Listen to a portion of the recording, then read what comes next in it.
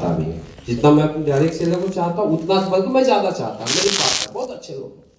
मैं उन लड़कों को बोला और मैं बोला तू डायरेक्ट सेलिंग कर ले, क्यों जॉब कर रहा है? मैं डेली गाली भी देता हूँ तुझे 5 साल देता हूँ, डायरेक्ट सेलर को नहीं देता, स्टाफ को देता हूँ, पूछना, ओपन बोलना, क्योंकि उनकी सिखलाई अलग है, नहीं देंगे तो नहीं चलेगा। वो डायरेक्ट सेलर नहीं, उतने फॉलोवर नहीं है, ऑनर नहीं है, तो करना पड़ता है क्योंकि फिर दिमाग खराब हो जाता है, नहीं होगा। मैं बोला तू कर ले, मैं बहुत मानता हूँ, बच्चों की तरह मानता हूँ अपने स्टाफ को। बोलते नहीं सर नहीं करूंगा। बोला क्यों? सर इतना मेहनत तो मेरे से नहीं हो सकता। ये सच्चाई है, 100% ये सच्चाई है। सर इतना मेहनत मेरे से नहीं हो सकता। वो देख रहे सर आते हैं कि बैग पैक ही रहती है, आज क्या है बैग यहाँ है, फिर बैग अभी पैक जाएगा, सूरत जाएगा, फिर तीसरे जगह जाएगा, फिर चौथे जगह जाएगा, वो चारपाई पर पाँव टिकता ही नहीं है। मेहनत करके वो खुश नहीं है, तो मैं कैसे आगे बढ़ा दूंगा। और सब जानते, मेरी ट्रेनिंग जानते, मेरे साथ उठते हैं बैठते, डर के मेरे से इतना काम नहीं होगा। तो दोस्तों कंफर्ट जोन को आप छोड़िए। क्या करना पड़ेगा? कंफर्ट जोन को आपको छोड़ना पड़ेगा। अगर आप ये चाहोगे, बहुत सारे लोग क्या सोचते हैं, मैं नौकरी भी कर लूं, मैं बिजनेस भी कर लूं। नोट कर लो, नौकरी आपका कंफर्ट जोन है, नौकरी आपका सहारा है, आपको खत्म कर देगा। मैं इसलिए यहां पर पहुंचा क्योंकि मैं जॉब को छोड़ दिया। मेरी बात समझ आ रही? मेरे पास कोई ऑप्शन नहीं था भाई साहब, मैं जॉब को छोड़ दिया। अब मैं अगर जॉब को छोड़ दिया तो जॉब को छोड़ने के बाद अगर मैं कामयाब नहीं होता, मेरे ऊपर फेलियर का ठप्पा लग जाता, मुझे खाना क्या मिलता।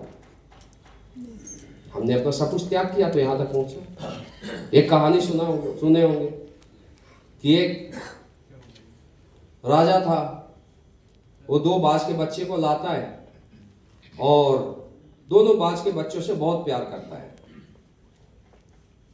अब इस तरीके से 1 महीना तक उन बच्चों को रखता है अपने राज दरबार में, और वहां पर वो पेड़ पर दोनों बैठते हैं, वहीं पर खाना पीना दिया जाता है। इसके बाद ये होता है कि 1 महीने के बाद एक बच्चा पेड़ से उड़ता है, सारे जगह भ्रमण करता है और वापस आता है, पेड़ पर बैठता है। जबकि दूसरा बच्चा लाख कोशिश करने के बाद वो उड़ ही नहीं पाता है। तो राजा का चहेता होता है, राजा पूरे अपने शहर में ढिंढोरा पिटवाते हैं और ये बोलते हैं कि कोई ऐसा व्यक्ति है जो मेरे इस बाज के बच्चे को उड़ाएगा, उसे मैं 100 केजी सोना चांदी और बहुत सारे आभूषण दूंगा और बहुत सारे जमीन में दूंगा।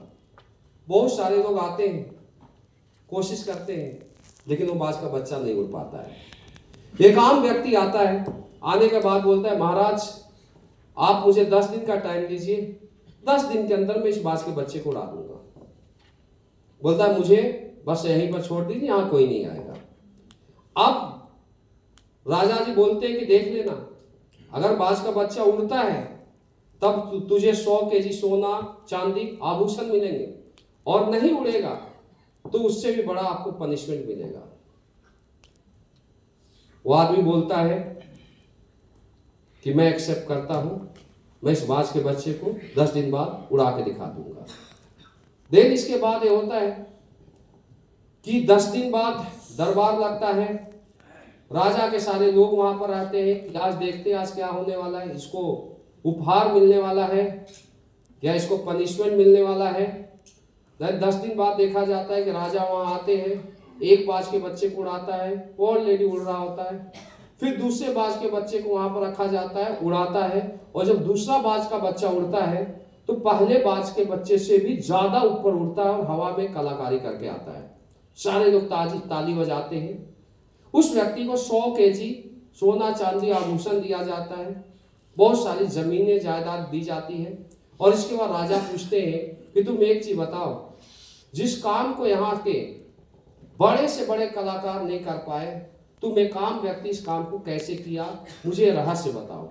वो आदमी बोलता है महाराज मैं यहाँ पर आया, पहले बाज के बच्चे को उड़ाया, वो उड़ा हवा में कलाकारी किया, फिर वापस बैठा, फिर वो दूसरे बाज के बच्चे को उड़ाया, ये 5 फीट ऊपर उड़ता, फिर वापस इस डाल पर बैठ जाता, फिर उड़ाया, फिर 5 फीट उड़ा, फिर वापस इस डाल पर बैठ गया।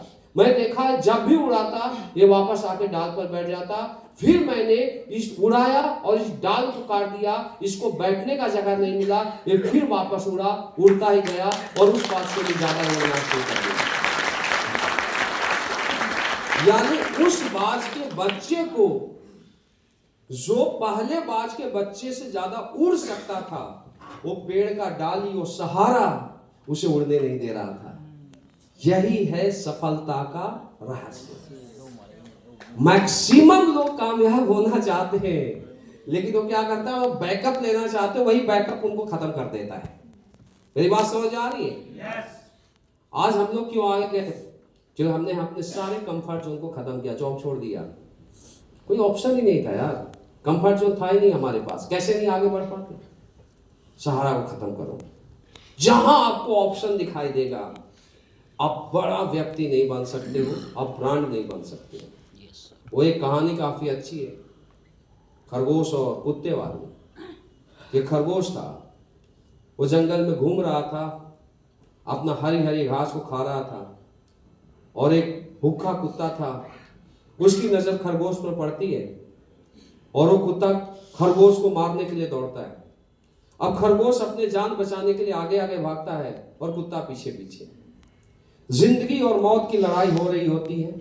1 किलोमीटर तक वो कुत्ता खरगोश के पीछे दौड़ता है और कुत्ता खरगोश को पकड़ने के लिए लास्ट जंप मारता है, और जैसे जंप मारता है खरगोश बिल में ढुक जाता है।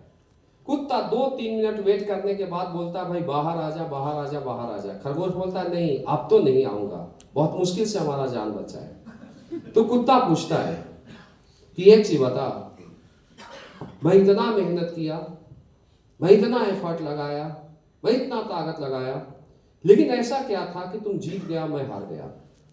तो खरगोश बिल्स के अंदर से बोलता है कि तुम दौड़ रहे थे जान मारने के लिए और मैं दौड़ रहा था जान बचाने के लिए।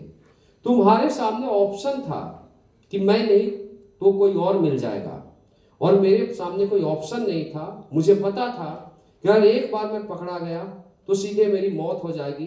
तेरे सामने ऑप्शन था इसलिए तू हार गया, और मेरे सामने कोई ऑप्शन नहीं था इसलिए मैं जीत गया।